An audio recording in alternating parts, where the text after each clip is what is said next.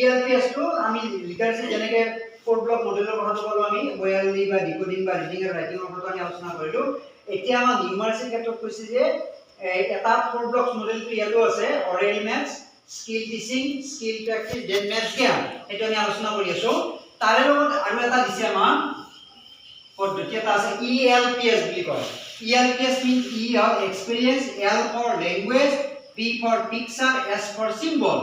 তো আমি যিকোনো এটা বিষয় বা টপিক এটা যেতিয়া লৰাছলিৰ লগত আগবঢ়াম তেতিয়া লৰাছলিৰ যিটো অভিজ্ঞতা তেওঁলোকৰ ঘৰত পোৱা যিটো অভিজ্ঞতা বা তেওঁলোকৰ বাস্তৱ ভিত্তিক যিটো অভিজ্ঞতা সেই অভিজ্ঞতাখিনি আমি তেওঁলোকৰ লগত শ্বেয়াৰ কৰিব লাগে বা তেওঁলোকৰ কথাখিনি কোৱাৰ কাৰণে আমি সুযোগ দিব লাগে কোনচাতে শিক্ষকে নহয় যে আজি মোক পঢ়াম বুলি তেনেকুৱা কোনো কথা নাই যে আজি কোৱাচোন তেওঁলোকৰ ফালৰ পৰা আমি কথাখিনি উলিওৱাৰ কাৰণে চেষ্টা কৰিব লাগে যাতে আমি ক্লাছটোৰ ভিতৰলৈকে আমি গুচি যাব পাৰোঁ ঠিক তেনেকৈ ল্যাঙ্গুৱেজটো আছে যেতিয়া অভিজ্ঞতাখিনি বিনিময় কৰিলে তাৰ পিছত আমি তাৰ কথাখিনি আমি এটা স্ট্যান্ডাৰ্ড ল্যাঙ্গুৱেজ বা ভাষালৈকে আমি ৰূপান্তৰ কৰিব লাগিব কাৰণ গণিতত ভাষা সময় আছে যে তোমাৰ হাতত দুটা কলম আছে আৰু দুটা তিনিটা আহি আছে দুটা দুইজনৰ হাতত দুটা কিমানটা কলম আছে এইটো ভাষা কথা আহি নহয় জানো তাৰ পিছত আহি আৰু এইখিনি বস্তু আমি প্ৰথম কি কৰিব লাগে পিকচাৰ প্ৰথমটো লৰাছলিক আমি ছবিৰ দ্বাৰা লিখম আমিতো প্ৰথমটো 1 2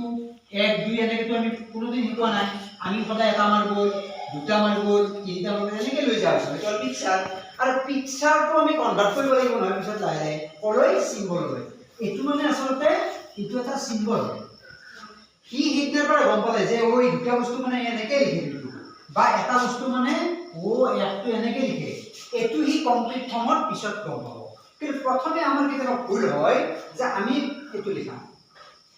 লিখিছে আমি কৈছো ইয়াতে লিখিছে কিন্তু এটা আকৌ বুজি পোৱা নাই তাদের এটা কথা গম পাইছে ও এটো মানে এক বলা বস্তু এনেকুৱা কিন্তু তাৰ আগত এই বস্তুটো আনিব লাগিব ও এটো বস্তুৰ কথা কৈছে তাৰ সাৰে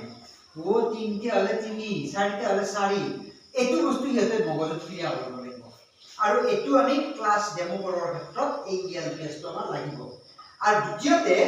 আমাক যেটো কথা কৈছে অৰেল ম্যাথছ মৌখিক গণিত যে মৌখিক গণিতটো কি বস্তু যে মৌখিক গণিতটো কি যে আমি